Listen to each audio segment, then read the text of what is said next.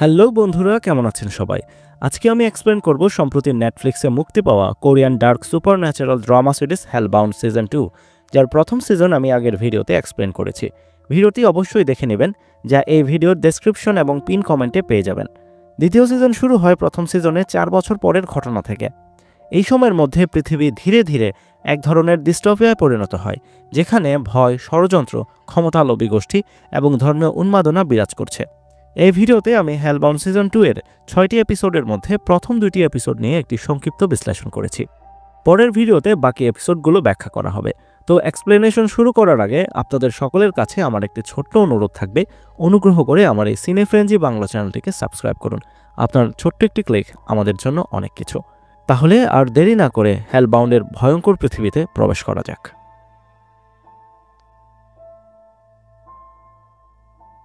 প্রথম এপিসোডের শুরুতে দেখানো হয় ডিটেকটিভ জিন কিয়ং হুন তার মেয়ের খোঁজে একটি পরিত্যক্ত অনাথাশ্রমে গিয়েছেন, যার ঠিকানা জিনসু তাকে দিয়েছিলেন।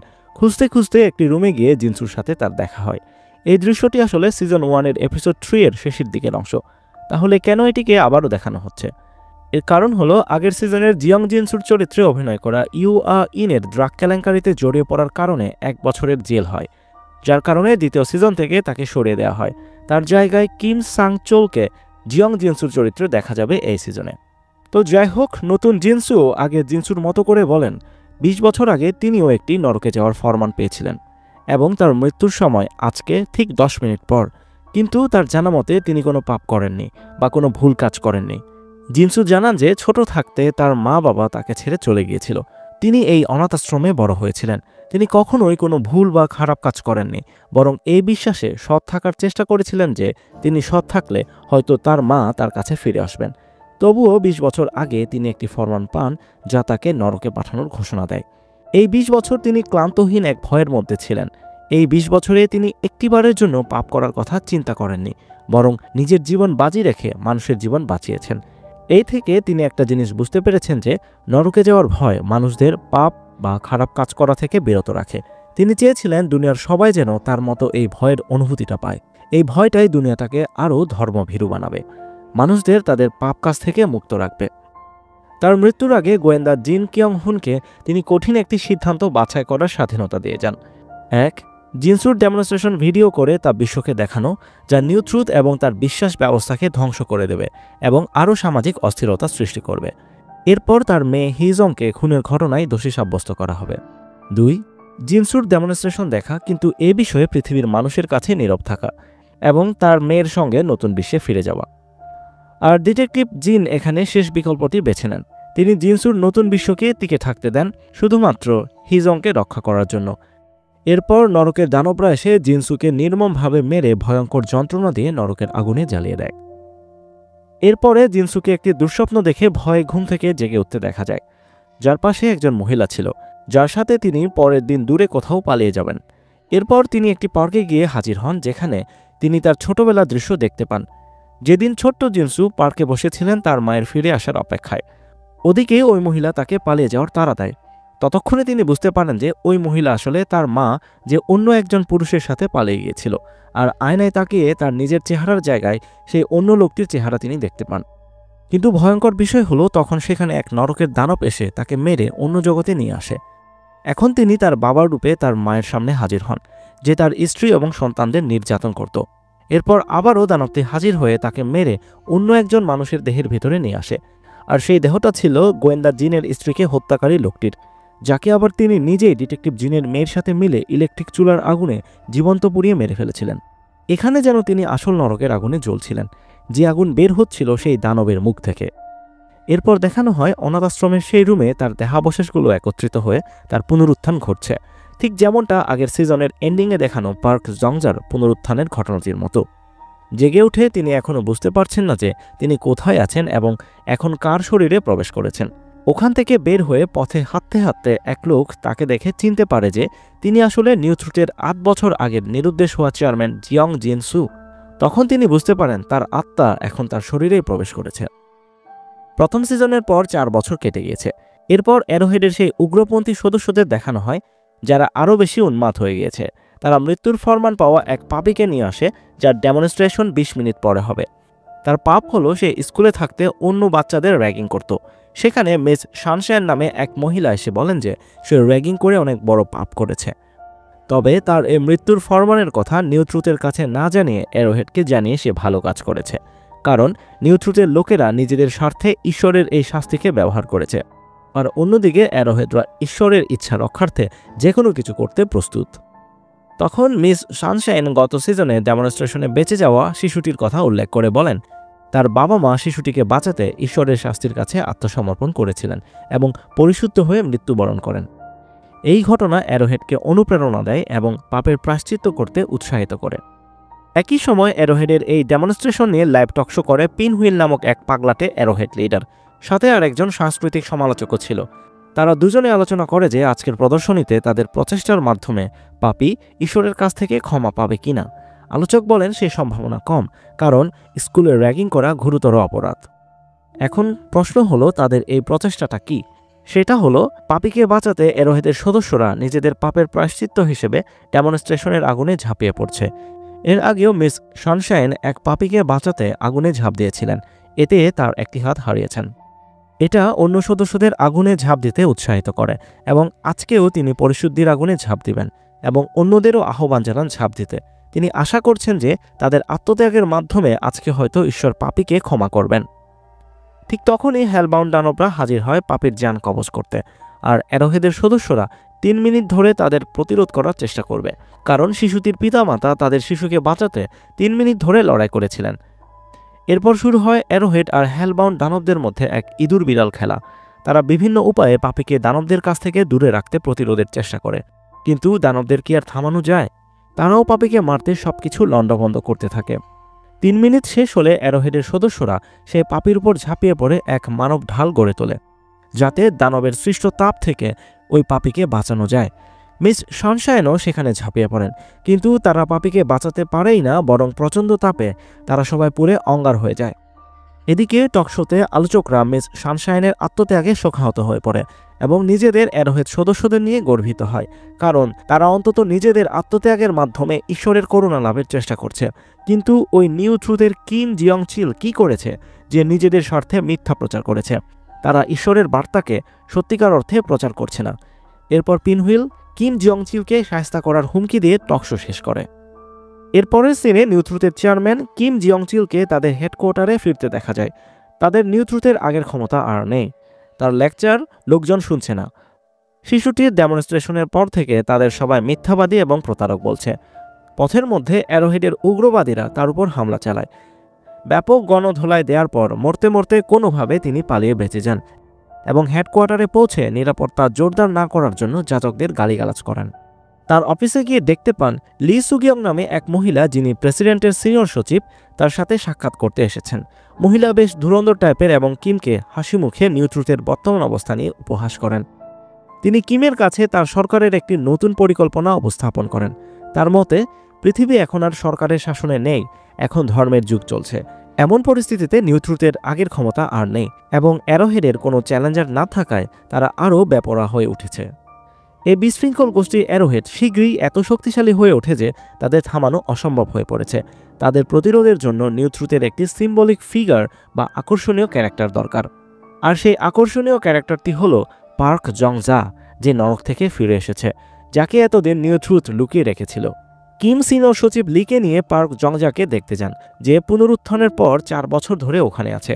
সে তেমন কথা বলে না, শুধু বিড়বিড় করে 2-1টা শব্দ বলে, যা কিমের কাছে অর্থহীন মনে হয়। নরক সম্পর্কে কিছুই বলতে পারেনি, শুধু ফ্যালফ্যাল করে তাকিয়ে থাকে। লি বলেন অ্যারোহেডকে নিয়ন্ত্রণ করতে তাদের কাছে একমাত্র তুরুপের তাস হলো এই পার্ক জংজা। তিনি কিমকে সরকারের পক্ষ থেকে প্রস্তাব দেন যে পার্ক জংজাকে নিউ ট্রুথ বা অ্যারোহেডের ঊর্ধ্বে তুলে ধরে নতুন সমাজের জন্য নতুন মতবাদ ঘোষণা করতে ব্যবহার করা। এতে সরকার সব ধরনের সহযোগিতা দেবে। তাই আগামী 6 মাসের মধ্যে পার্ক জংজাকে রেডি করতে হবে, যাতে তিনি জনসম্মুখে গিয়ে নতুন সমাজের জন্য নতুন মতবাদ ঘোষণা করতে পারেন। তখন কিম বলেন তা না হয় তাকে ট্রেনিং দেওয়া যাবে, কিন্তু আরও তো অনেকেই নরকে গিয়েছে, তারা যদি ফিরে এসে ভিন্ন ভিন্ন কথা বলে তখন কি হবে? তখন লি বলেন এখানে ক্যারেক্টারটা গুরুত্বপূর্ণ। নরক থেকে যে কেউ ফিরে এলেই যে সে সকলের আদর্শ হয়ে উঠবে এমন নয়। এক্ষেত্রে পার্ক জংজা একজন আইকনিক ক্যারেক্টার, যার নরকে গমন দেখেই তো সমাজের সবাই নিউ ট্রুথকে বিশ্বাস করেছে। এরকম আরও কয়েকজন আইকনিক ক্যারেক্টার আছেন, যেমন ওই নরকে যাওয়ার হাত থেকে বেঁচে যাওয়া শিশুটি। তাকে দিয়েও মতবাদ প্রতিষ্ঠা করা যেতে পারত, কিন্তু সে তাদের কাছে নেই। তখন কিম আগের চেয়ারম্যান জিয়ং জিনসুর কথা বলেন, তিনি যদি ফিরে আসেন তখন তো পুরো খেলা উল্টে যাবে। তারা যতই মতবাদ বানাক না কেন, লোকজন জিনসুর কথায় বিশ্বাস করবে। এই বিষয়টি লিখে ভাবায়। তারা ভাবে জিনসুর ডেমনস্ট্রেশন কোথায় হয়েছিল সেটি আগে খুঁজে বের করতে হবে। তবে শোনা যায় ডিটেকটিভ জিন কিয়ং হুন তার সাথে সাক্ষাৎ করতে গিয়েছিলেন। তিনি এ বিষয়ে জানতে পারেন, যদিও জিন নিজেই নিরুদ্দেশ। তখন তারা জিনকে খুঁজে বের করার সিদ্ধান্ত নেয়। ওদিকে ডিটেকটিভ জিনকে দেখানো হয় এক বাড়িতে আত্মগোপনে আছেন তার মেয়েকে নিয়ে। তার মেয়ে হিজং ক্যান্সারে আক্রান্ত হয়ে ভীষণ অসুস্থ হয়ে পড়েছে। মেয়ের চিকিৎসার জন্য ডাক্তারের কাছে ওষুধ আনতে যান। বাড়ি ফেরার পথে কিছু লোক তাকে ফলো করে। কোনো মতে তাদের এড়িয়ে বাড়ি এসে দেখেন নিউট্রুথের সদস্যরা তার অসুস্থ মেয়েকে কিডন্যাপ করছে। জিন তাদেরকে বাধা দেওয়ার চেষ্টা করেন, কিন্তু এত লোকের সাথে পেরে ওঠেন না। তারা জিনকেও গাড়িতে তুলে নিয়ে যাচ্ছিল। তখনই ত্রাণকর্তা হিসেবে মিন হেজিন তার সৌদো বাহিনীকে নিয়ে হাজির হন। কিডন্যাপারদের সাথে তাদের তুমুল ফাইট হয়। এক পর্যায়ে হিজংকে গাড়িতে তুলে পালিয়ে নিয়ে যায় কিডন্যাপাররা। হেজিনও তার গাড়ি নিয়ে তাদের ধাওয়া করেন। শহরের অলিগলিতে এক দুর্দান্ত কার চেজিং শেষে হেজিন হিজংকে উদ্ধার করতে সক্ষম হন।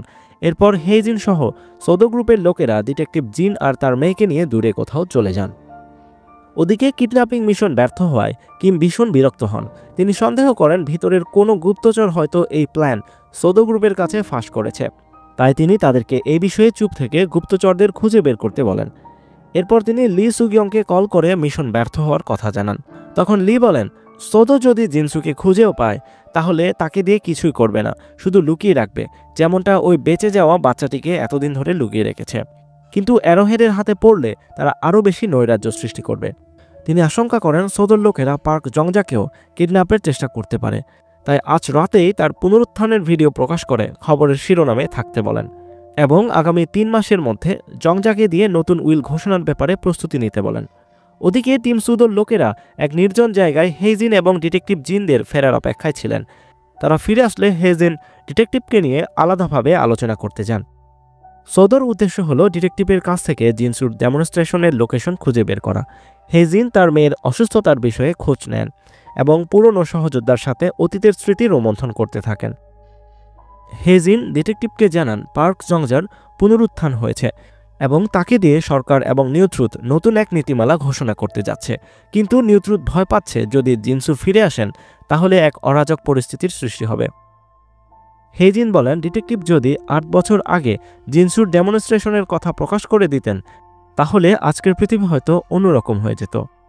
তখন ডিটেকটিভ জানান তার মেয়ে হিজং এখনও জানে না যে জিনসু নরকে গেছে।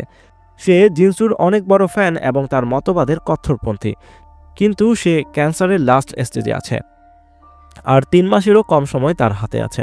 তাই ডিটেকটিভ চান না এই সময়ে তার মেয়ে যা যা বিশ্বাস করত সেগুলো ধ্বংস করতে। তার মেয়ে যদি জিনসুর নরকে যাওয়ার বিষয়ে জানতে পারে তাহলে সে অনেক কষ্ট পাবে। তাই তিনি জিনসুর লোকেশন তাদেরকে জানাতে চান না। হেজিন তাকে এই ব্যাপারে কোনো চাপ দেন না, বরং তাদের বাপ মেয়েকে নিরাপদে থাকার ব্যবস্থা করে দেন। তখন ডিটেকটিভ হেজিনকে বেঁচে যাওয়া সেই শিশুটির কথা জিজ্ঞেস করেন। তিনি বলেন শিশুটি কি তাদের কাছে তার বাবা মায়ের আদর পাচ্ছে? শিশুটি কি জানে তার বাবা মা তাকে নিজেদের জীবনের চেয়েও বেশি ভালোবাসত? এই প্রশ্ন করে ডিটেকটিভ বোঝাতে চেয়েছেন তিনি তার মেয়েকে পৃথিবীর যে কোনো কিছুর মূল্যে আগলে রাখবেন। তবুও তিনি হেজিনকে জিনসুর ডেমনস্ট্রেশনের লোকেশন জানিয়ে দেন, তবে একটি শর্ত দেন যাতে তার মেয়ে কখনোই যেন জিনসুর ডেমনস্ট্রেশনের কথা জানতে না পারে। এরপর তাদের বাপ মেয়েকে সেখান থেকে এক নিরাপদ জায়গায় সরিয়ে নেওয়া হয়। এরপর হেজিনকে অ্যারোহেডের তাণ্ডবে পরিত্যক্ত হওয়া জনমানবহীন এক শহরের ভেতর দিয়ে যেতে দেখা যায়। তিনি একটি পরিত্যক্ত ইউথ হোস্টেলের ভিতরে চলে যান, যেখানে শিশুটিকে নিয়ে আত্মগোপনে আছেন 5 বছর ধরে। সেখানে আরও কয়েকজনকে দেখানো হয় যারা তাদের নিরাপত্তার দায়িত্বে রয়েছেন। এখানে আমরা সেই বেঁচে যাওয়া শিশুটিকে দেখি, একটা ছোট্ট 5 বছরের কিউট মেয়ে যার নাম জেহান। তাকে এক মহিলা গল্প পড়ে শোনাচ্ছিল, কিন্তু সে হেজিনকে মিস করছিল। এরপর হেজিন বাচ্চা মেয়েটির কাছে যায় এবং তার কাছে কিছু মজার সময় কাটায়। আমরা বুঝতে পারি বাচ্চা মেয়েটি হেজিনকে মায়ের মতো ভালোবাসে এবং হেজিনও তাকে তার মেয়ের মতো ভালোবাসে। এর পরের সিনে ডিটেকটিভ এবং তার মেয়ে হিজংকে দেখানো হয়, যারা সৌদোর আন্ডারে এক গোপন জায়গায় আশ্রয় নিয়েছেন। আমরা দেখি তার মেয়ের অবস্থা খুবই ক্রিটিক্যাল। সে ঠিকমতো শ্বাস নিতে পারছে না, তবুও তার বাবার কাছে ফোন বা ল্যাপটপ চায়, যা দিয়ে সে নিউট্রুথের কার্যকলাপ দেখবে। সে অস্থির হয়ে পড়ে আজকে তার সাথে ঘটে যাওয়া ঘটনা জানানোর জন্য। সে তার বাবাকে বলে খুব শীঘ্রই নিউট্রুথের কিম জিয়ং চিল ক্ষমতা হারাতে যাচ্ছেন, তাই তারা আগে চেয়ারম্যান জিনসুর সমস্ত কার্যকলাপ মুছে দিতে চাচ্ছে। যেহেতু জিনসুর সাথে তার সুসম্পর্ক ছিল, তাই নিউট্রুথের লোকেরা তাকে অপহরণ করতে এসেছিল। সে তার বাবাকে রিকোয়েস্ট করে বলে তিনি যেন জিনসুর বিষয়ে কাউকে কিছু না বলেন। সে তার বাবার সাথে জিনসুর শেষ দেখা হওয়ার কাহিনী শুনতে চায়। তার বাবা মেয়ের মন রক্ষার্থে বলেন লোকজন যখন তাকে মারছিল তখন জিনসু তাকে কল দিয়ে বাঁচিয়ে দেন। জিনসুর সাথে দেখা হলে তিনি বলেন হিজংই একমাত্র ব্যক্তি যে ঈশ্বরের ইচ্ছাকে তার মতো করে বুঝতে পারে। হিজং এবং জিনসু মিলে এই নতুন পৃথিবী তৈরি করেছেন। তিনি সময় হলে অবশ্যই ফিরে আসবেন।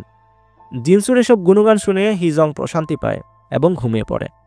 এদিকে নিউট্রুথের কার্যালয়ে চেয়ারম্যান কিম জিয়ং চিল এক সংবাদ সম্মেলন করে পার্ক জং জার পুনরুত্থানের কথা আনুষ্ঠানিকভাবে ঘোষণা দেন। এতে অবশ্য সরকারের চাল রয়েছে। তিনি পার্ক জং জার পুনরুত্থানের সিসিটিভি ফুটেজটিও প্রকাশ করেন, যা দেখে দেশের লোকজনের মধ্যে এক আলোড়ন তৈরি হয়। তিনি আরও বলেন পার্ক জং জা ফিরে আসার পর বিগত 4 বছরে তার সাথে আলোচনা করে এবং তার উপর বিভিন্ন গবেষণা করে তারা জানতে পেরেছেন যে ঈশ্বর তার একটি বার্তা পার্ক জং জার মাধ্যমে পাঠাতে চেয়েছেন। তিনি ঘোষণা করেন যে পার্ক জং জা এখন আর পাপী নন, বরং তিনি ঈশ্বরের বার্তাবাহক। আগামী 3 মাসের মধ্যে তারা ঈশ্বরের নতুন ইচ্ছার কথা প্রকাশ করবেন, যা একটি বড় পুনর্জাগরণ সভায় পার্ক জং জা নিজের মুখে ঘোষণা করবেন। তিনি আশা করছেন ঈশ্বরের এই নতুন ইচ্ছা বিশ্বব্যাপী আলোড়ন তুলবে এবং জনগণকে নৈতিক এবং ধর্মীয় কাজ করতে অনুপ্রেরণা যোগাবে। এরপরে সিনে সোদো টিমকে জিনসুর সেই পরিত্যক্ত অনাথ আশ্রমে যেতে দেখা যায়, যেখানে তার ডেমনস্ট্রেশন হয়েছিল। সেখানে হেজিন এবং কিম সুনজিপ নামে সোদোর আরেক লিডারকেও দেখা যায়। হেজিন তাকে বলেন আর কতদিন এভাবে শিশুটিকে আটকে রাখবে, সে তো বড় হচ্ছে এবং বেড়ে ওঠার জন্য তার ভালোবাসার প্রয়োজন। সুনজিপ বলেন শিশুটিকে সৌদর আদর্শের প্রতীক হিসেবে গড়ে তুলতে হবে এবং সে হবে সৌদর সবচেয়ে শক্তিশালী আদর্শিক অস্ত্র। ডিটেকটিভের দেয়া লোকেশন অনুযায়ী অনাথ আশ্রমের 2য় তলার শেষ ঘরটিতে তারা সিসি ক্যামেরা এবং বিভিন্ন সেন্সর স্থাপন করেন, যা আলো, শব্দ বা যে কোনো বস্তুর গতিবিধি শনাক্ত করতে সক্ষম। জিনসুর যদি পুনরুত্থান হয় তাহলে তারা এইসবের মাধ্যমে তা জানতে পারবেন এবং তাড়াতাড়ি করে জিনসুকে ধরতে পারবেন। এসব ঘটনার সার্বক্ষণিক নজরদারি এবং নিরাপত্তার জন্য এর কাছাকাছি থাকতে একজনকে নিয়োজিত রাখা হয়, যে নাকি জিনসুর পুনরুত্থানের জন্য একা 100 বছর পর্যন্ত অপেক্ষা করতে পারবে। তিনি আর কেউ নন, তিনি হলেন গত এপিসোডের শুরুতে যিনি জিনসুকে রাস্তায় আবিষ্কার করেছিলেন। তার নাম সেয়ং সেহাং। এতক্ষণ আমরা যেসব ঘটনাবলী দেখছিলাম তা হলো জিনসুর পুনরুত্থানের 3 মাস আগের ঘটনাবলী। 3 মাস পরের অর্থাৎ বর্তমান সময়ের ঘটনা দেখানো হয়, যেখানে সেয়ং জিনসুর নজরদারির জন্য অনাথ আশ্রমের কাছে একটি বাড়িতে ছিলেন। এই সময় তার ফোনে একটি মেসেজ আসে যে জিনসুর মুভমেন্ট শনাক্ত হয়েছে। তিনি দৌড়ে গিয়ে ল্যাপটপের সিসিটিভি ফুটেজ চেক করে দেখতে পান জিনসুর পুনরুত্থান হয়েছে এবং তিনি উঠে চলে যাচ্ছেন। তখন সেয়ং আর দেরি না করে গাড়ি নিয়ে জিনসুর সন্ধানে বের হন। পথে জিনসুর সাক্ষাৎ পান এবং মেসেজ করে সোদো টিমকে জিনসুর পুনরুত্থানের খবর জানিয়ে দেন। তিনি তার সামনে এসে এমন আচরণ করেন যে যেন তিনি জিনসুর অনেক বড় ভক্ত এবং তার সামনে মাথা নত করে বসে পড়েন। তার মুখের অভিব্যক্তি দেখে বোঝা যায় দীর্ঘদিনের প্রতীক্ষার সফল অবসান হয়েছে।